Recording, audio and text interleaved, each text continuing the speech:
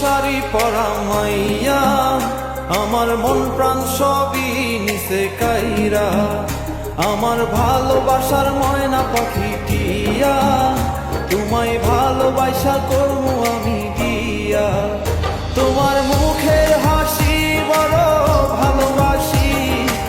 আসসালামু আলাইকুম, সবাই কেমন আছেন?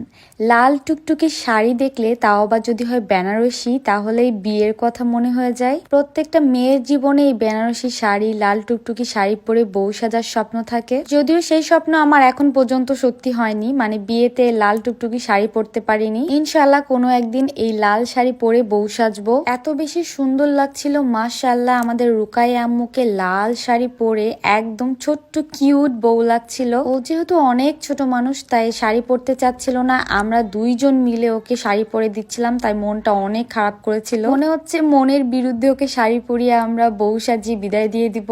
যাই হোক, ও যেহেতু অনেক ছোট মানুষ, তাই ওকে বিভিন্ন ধরনের খাবার দিয়ে, চকলেট দিয়ে আমি ওকে শাড়ি পরিয়ে দিচ্ছিলাম। কিন্তু মাশাআল্লাহ এত সুন্দর লাগছিল, একদম পরীর মতো লাগছিল। আমি যখন রুকায়াকে দেখি, সেই ছোট্ট ছিল, সেই রুকায়া এখন অনেক বড় হয়ে গিয়েছে, অনেক কথা শিখেছে। ছোট ছোট মুখে এত ডাকে, কারো কথা না শুনলেও আমার কথা বেশ ভালোই শোনে, কারণ আমি চকলেট, চিপস এগুলো বেশি করে দিলে আমার কথা ছট করে শুনে ফেলে। আমি ওকে বলেছিলাম, তোমাকে নিয়ে আমি এখন ছাদে যাব, ওখানে গিয়ে চকলেট কিনে দিব, চিপস কিনে দিব। তাই আমার কথা মতো সে আমার কাছে সুন্দর মতো বউ সাজলো। তবে একটা মিসিং, সেটা হচ্ছে লিপস্টিক। লিপস্টিকটা লাগানো হয়নি এখনো। আমি ওর বাবার কাছে নিয়ে গিয়ে দেখালাম যে, দেখেন ভাই, আপনার মেয়েকে কেমন লাগছে।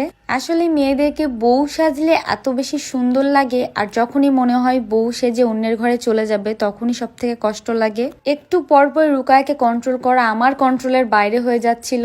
যখনই ঠিক মতো সাজিয়ে দিচ্ছি, তখনই ছোট ছোট চলে যাচ্ছে অন্যদিকে। এইবার ওকে পটিয়ে রাখার জন্য আমি ওকে চিপস দিয়েছি। চিপস খাওয়া শেষ করে ওকে নিয়ে ছাদে যাবো, ওর লিপস্টিকটা কমপ্লিট করে। এইভাবেও যখন কাপড় দিয়েছে মাথায়, বেশ সুন্দর লাগছিল। এই সুন্দর শাড়িটা আমি অর্ডার করেছিলাম মাহিরাজ ফ্যাশন থেকে। এখানে বাচ্চাদের অনেক সুন্দর সুন্দর শাড়ি পাওয়া যায়। আমার ক্যাপশনে পেজ অবশ্যই মেনশন করা থাকবে, আপনারা আপনাদের বেবিদের জন্য এত সুন্দর সুন্দর শাড়ি অর্ডার করে ফেলতে পারবেন। মাশাআল্লাহ, লাল লিপস্টিক দিয়ে লাল শাড়ির সাথে এত সুন্দর মানাচ্ছিল মেয়েটাকে। চোখের সামনে আস্তে আস্তে বড় হয়ে যাবে, একদিন এই মেয়েটাকে বিদায় দিয়ে দিতে হবে। মেয়েরা আসলে বড় হয় অন্যের ঘরে যাওয়ার জন্য, যেমন আমরা এসেছি তাকেও যেতে হবে। বাবা মা এত কষ্ট করে বড় করে অন্যের হাতে যখন তুলে দেয়, তখন কতটা কষ্ট হয় হয়তোবা মা হওয়ার পর সেটা বুঝতে পারবো। তবে আমরা এখনই যে পরিমাণ রুকায়াকে ভালোবাসি, মনে হয় অন্যের ঘরে তুলে দিয়ে আসলে আমাদের অনেক কষ্ট হবে। সে তো বাবার একেবারে রাজকন্যা, বাবা তাকে অনেক বেশি ভালোবাসে। কি যে মিষ্টি লাগছে দেখতে। আমি শুধু ওর ভিডিওটাই দেখে গিয়েছি কাল থেকে, যে কতবার তাকে অনেক রকম চেষ্টা করে নিয়ে যাচ্ছিলাম ছাদে, কারণ সেখানে গিয়ে একটু ছবি তুলবো, তার সাথে ভিডিও করব।